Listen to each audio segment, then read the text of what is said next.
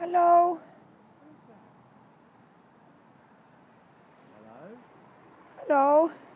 Who's that? Hello? I was only worried about you. Are you not cold to be outside? I'm cold all the time. You are cold all the time. Yes, I am. I am very sorry you have to be outside. Well, the council aren't, because they've done nothing to help me. Oh. Have you wrote them a letter? I have done lots of things, and the man that's involved with this has done nothing. Oh. I nearly died in the first week. Oh.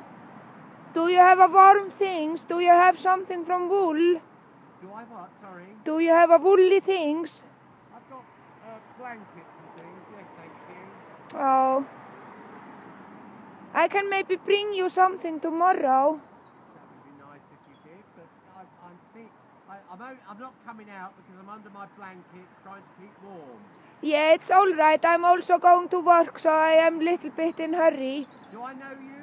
No, you don't know me. But you live in Midhurst. Yeah. It's very But nice. I'm going to work also tomorrow, so I can come early and talk